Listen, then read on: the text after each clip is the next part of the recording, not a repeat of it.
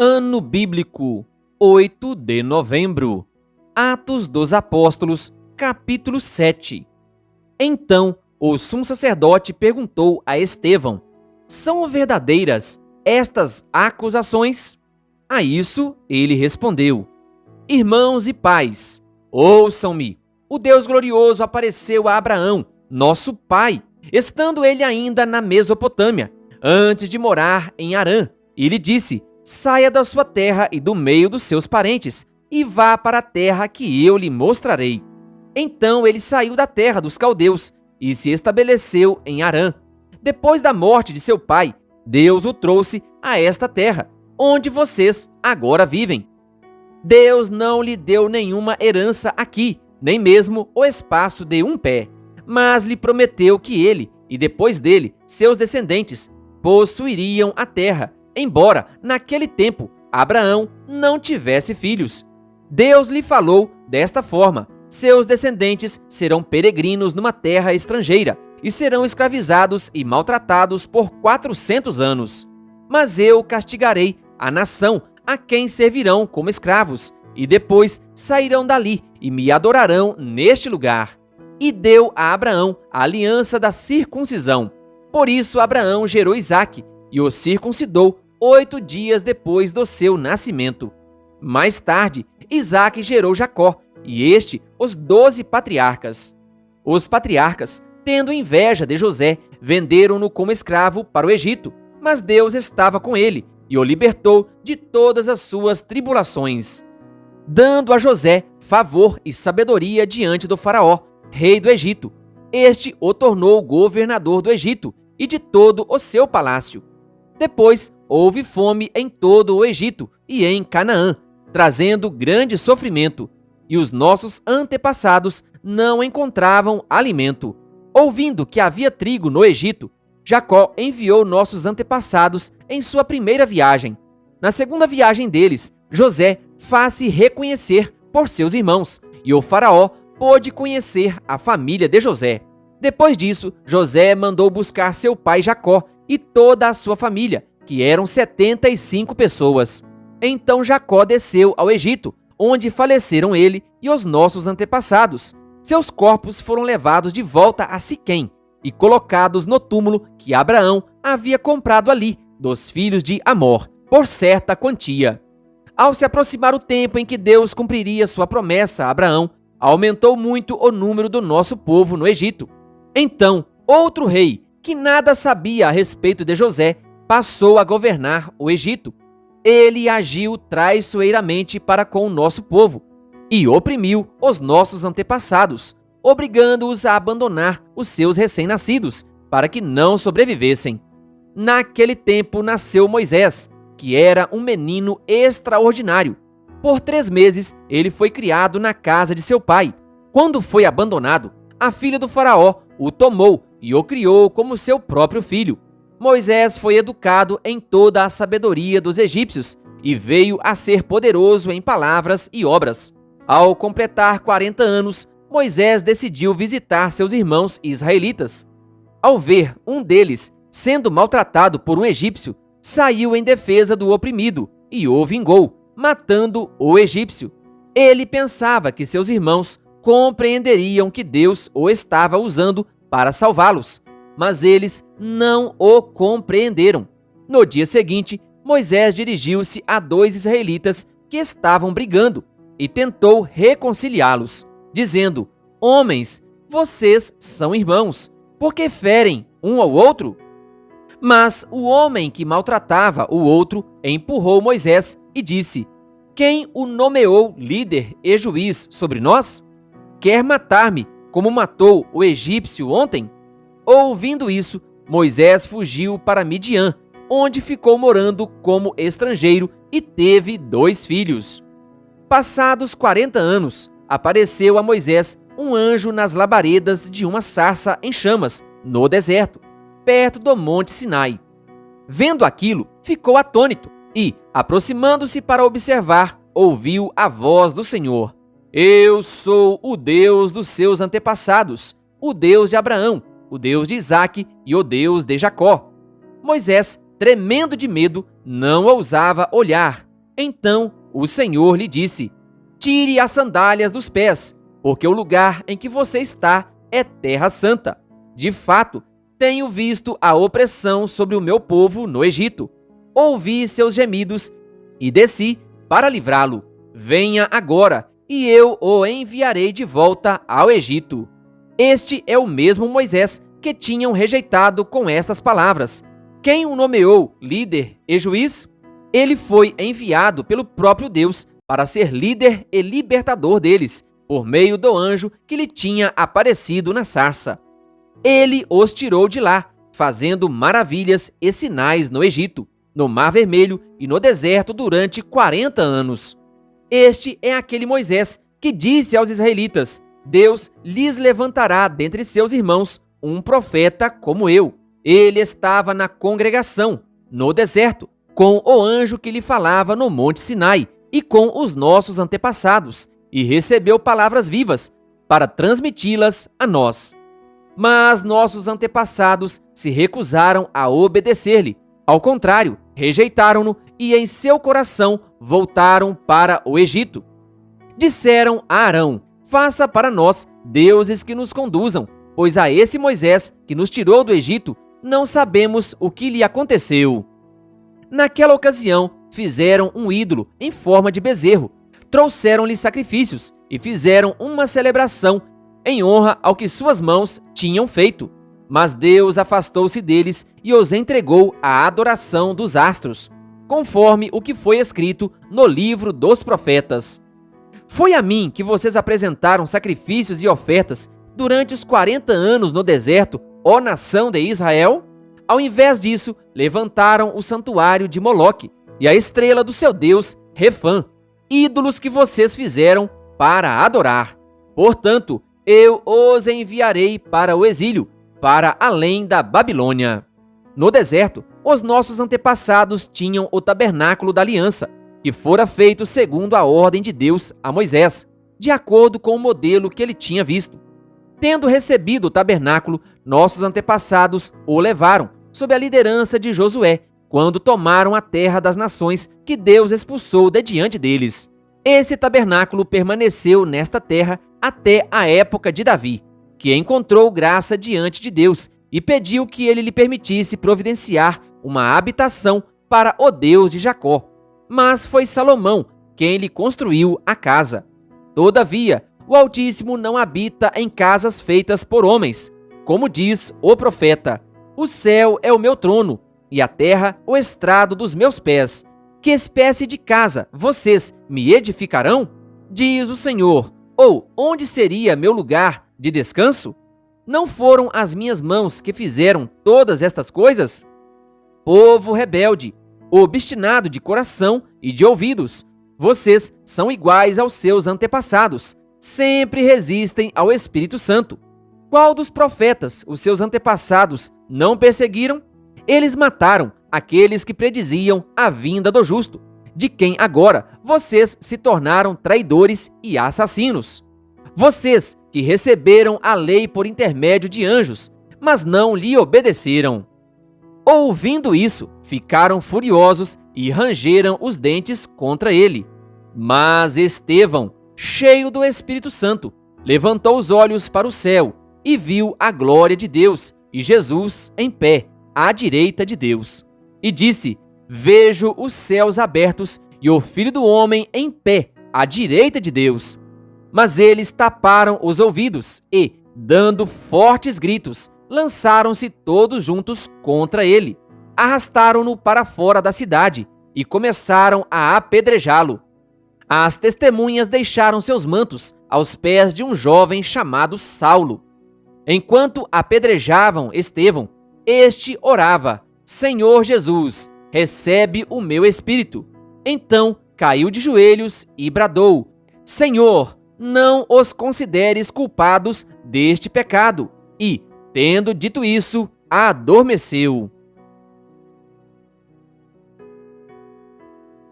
Atos dos Apóstolos, capítulo 8.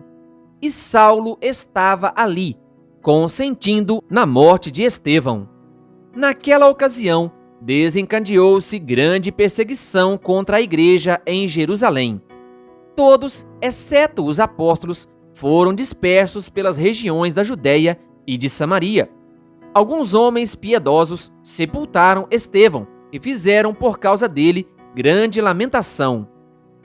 Saulo, por sua vez, devastava a igreja, indo de casa em casa, arrastava homens e mulheres e os lançava na prisão. Os que haviam sido dispersos pregavam a palavra, por onde quer que fossem. Indo Filipe para uma cidade de Samaria, ali lhes anunciava o Cristo. Quando a multidão ouviu Filipe e viu os sinais milagrosos que ele realizava, deu unânime atenção ao que ele dizia.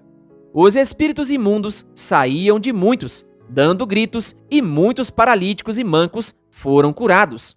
Assim, houve grande alegria naquela cidade. Um homem chamado Simão vinha praticando feitiçaria durante algum tempo naquela cidade, impressionando todo o povo de Samaria. Ele se dizia muito importante e todo o povo, do mais simples ao mais rico, dava-lhe atenção e exclamava: "Este homem é o poder divino conhecido como grande poder." Eles o seguiam, pois ele os havia iludido com sua mágica durante muito tempo. No entanto, quando Filipe lhes pregou as boas novas do reino de Deus e do nome de Jesus Cristo, creram nele e foram batizados, tanto homens como mulheres. O próprio Simão também creu e foi batizado, e seguia Filipe por toda parte, observando maravilhado os grandes sinais e milagres que eram realizados. Os apóstolos em Jerusalém, ouvindo que Samaria havia aceitado a palavra de Deus, enviaram para lá Pedro e João. Estes, ao chegarem, oraram para que eles recebessem o Espírito Santo, pois o Espírito ainda não havia descido sobre nenhum deles. Tinham apenas sido batizados em nome do Senhor Jesus. Então Pedro e João lhes impuseram as mãos, e eles receberam o Espírito Santo. Vendo Simão que o Espírito era dado com a imposição das mãos dos apóstolos, ofereceu-lhes dinheiro e disse: "Dei-me também este poder, para que a pessoa sobre quem eu puser as mãos receba o Espírito Santo." Pedro respondeu: "Pereça com você o seu dinheiro. Você pensa que pode comprar o dom de Deus com dinheiro? Você não tem parte nem direito algum neste ministério, porque o seu coração não é reto diante de Deus. Arrependa-se dessa maldade e ore ao Senhor. Talvez ele lhe perdoe tal pensamento do seu coração, pois vejo que você está cheio de amargura e preso pelo pecado." Simão, porém, respondeu: "Orem vocês ao Senhor por mim, para que não me aconteça nada do que vocês disseram." Tendo testemunhado e proclamado a palavra do Senhor, Pedro e João voltaram a Jerusalém, pregando o evangelho em muitos povoados samaritanos. Um anjo do Senhor disse a Filipe: "Vá para o sul, para a estrada deserta que desce de Jerusalém a Gaza." Ele se levantou e partiu. No caminho, encontrou um eunuco etíope, um oficial importante encarregado de todos os tesouros de Candace, rainha dos etíopes. Esse homem viera a Jerusalém para adorar a Deus e, de volta para casa, sentado em sua carruagem, lia o livro do profeta Isaías. E o Espírito disse a Filipe: "Aproxime-se dessa carruagem e acompanha." Então Filipe correu para a carruagem, ouviu o homem lendo o profeta Isaías e lhe perguntou: "O senhor entende o que está lendo?" Ele respondeu: "Como posso entender se alguém não me explicar?" Assim, convidou Filipe para subir e sentar-se ao seu lado. O eunuco estava lendo esta passagem da Escritura: "Ele foi levado como ovelha para o matadouro, e como cordeiro mudo diante do tosqueador, ele não abriu a sua boca. Em sua humilhação foi privado de justiça. Quem pode falar dos seus descendentes? Pois a sua vida foi tirada da terra." O eunuco perguntou a Filipe: "Diga-me, por favor, de quem o profeta está falando? De si próprio ou de outro?" Então Filipe, começando com aquela passagem da Escritura, anunciou-lhe as boas novas de Jesus. Prosseguindo pela estrada, chegaram a um lugar onde havia água. O eunuco disse: "Olhe, aqui há água. Que me impede de ser batizado?" Disse Filipe: "Você pode, se crê de todo o coração." O eunuco respondeu: "Creio que Jesus Cristo é o Filho de Deus." Assim, deu ordem para parar a carruagem. Então Filipe e o eunuco desceram à água, e Filipe o batizou. Quando saíram da água, o Espírito do Senhor arrebatou Filipe repentinamente. O eunuco não ouviu mais e, cheio de alegria, seguiu o seu caminho. Filipe, porém, apareceu em Azoto e, indo para Cesareia, pregava o evangelho em todas as cidades pelas quais passava. Atos dos Apóstolos, capítulo 9. Enquanto isso, Saulo ainda respirava ameaças de morte contra os discípulos do Senhor. Dirigindo-se ao sumo sacerdote, pediu-lhe cartas para as sinagogas de Damasco, de maneira que, caso encontrasse ali homens ou mulheres que pertencessem ao caminho, pudesse levá-los presos para Jerusalém. Em sua viagem, quando se aproximava de Damasco, de repente brilhou ao seu redor uma luz vinda do céu. Ele caiu por terra e ouviu uma voz que lhe dizia: "Saulo, Saulo, por que você me persegue?" Saulo perguntou: "Quem és tu, Senhor?" Ele respondeu: "Eu sou Jesus, a quem você persegue. Levante-se, entre na cidade. Alguém lhe dirá o que você deve fazer." Os homens que viajavam com Saulo pararam emudecidos. Ouviram a voz, mas não viam ninguém. Saulo levantou-se do chão e, abrindo os olhos, não conseguia ver nada. E os homens o levaram pela mão até Damasco. Por 3 dias ele esteve cego, não comeu nem bebeu. Em Damasco havia um discípulo chamado Ananias. O Senhor o chamou numa visão: "Ananias!" "Eis-me aqui, Senhor", respondeu ele. O Senhor lhe disse: "Vá à casa de Judas, na rua chamada Direita, e pergunte por um homem de Tarso chamado Saulo. Ele está orando." Numa visão, viu um homem chamado Ananias chegar e impor-lhe as mãos para que voltasse a ver. Respondeu Ananias: "Senhor, tenho ouvido muita coisa a respeito desse homem e de todo o mal que ele tem feito aos teus santos em Jerusalém. Ele chegou aqui com autorização dos chefes dos sacerdotes para prender todos os que invocam o teu nome." Mas o Senhor disse a Ananias: "Vá, este homem é meu instrumento escolhido para levar o meu nome perante os gentios e seus reis, e perante o povo de Israel. Mostrarei a ele o quanto deve sofrer pelo meu nome." Então Ananias foi, entrou na casa, pôs as mãos sobre Saulo e disse: "Irmão Saulo, o Senhor Jesus, que lhe apareceu no caminho por onde você vinha, enviou-me para que você volte a ver e seja cheio do Espírito Santo." Imediatamente, algo como escamas caiu dos olhos de Saulo e ele passou a ver novamente. Levantando-se, foi batizado e, depois de comer, recuperou as forças. Saulo passou vários dias com os discípulos em Damasco. Logo começou a pregar nas sinagogas que Jesus é o Filho de Deus. Todos os que o ouviam ficavam perplexos e perguntavam: "Não é ele o homem que procurava destruir em Jerusalém aqueles que invocam este nome? E não veio para cá justamente para levá-los presos aos chefes dos sacerdotes?" Todavia, Saulo se fortalecia cada vez mais e confundia os judeus que viviam em Damasco, demonstrando que Jesus é o Cristo. Decorridos muitos dias, os judeus decidiram de comum acordo matá-lo, mas Saulo ficou sabendo do plano deles. Dia e noite, eles vigiavam as portas da cidade, a fim de matá-lo. Mas os seus discípulos o levaram de noite e o fizeram descer num cesto, através de uma abertura na muralha. Quando chegou a Jerusalém, tentou reunir-se aos discípulos, mas todos estavam com medo dele. não acreditando que fosse realmente um discípulo. Então Barnabé o levou aos apóstolos e lhes contou como, no caminho, Saulo vira o Senhor, que lhe falara, e como em Damasco ele havia pregado corajosamente em nome de Jesus. Assim, Saulo ficou com eles e andava com liberdade em Jerusalém, pregando corajosamente em nome do Senhor.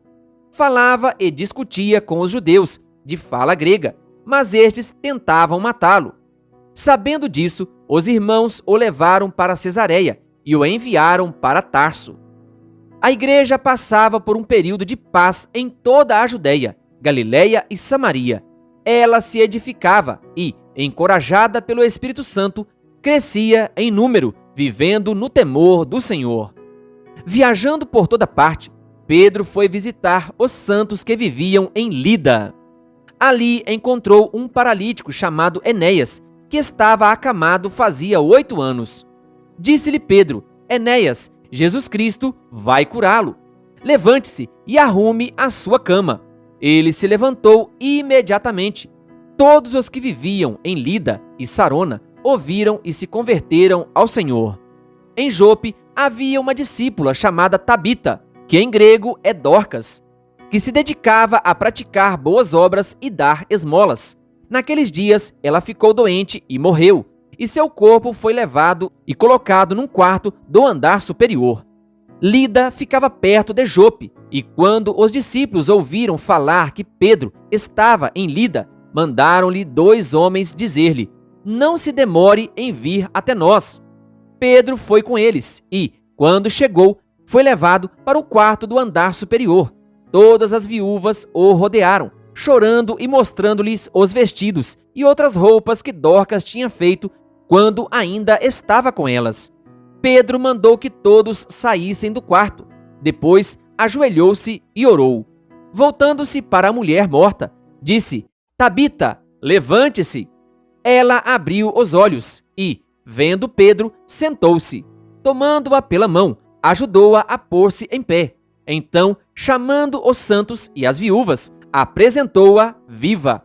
Este fato se tornou conhecido em toda a cidade de Jope, e muitos creram no Senhor. Pedro ficou em Jope durante algum tempo, com um curtidor de couro chamado Simão. Querido ouvinte, que a graça e a paz de Jesus estejam com você. Se inscreva em nosso canal e ative o sininho das notificações, canal O Bom da Bíblia, compartilhando a Palavra de Deus.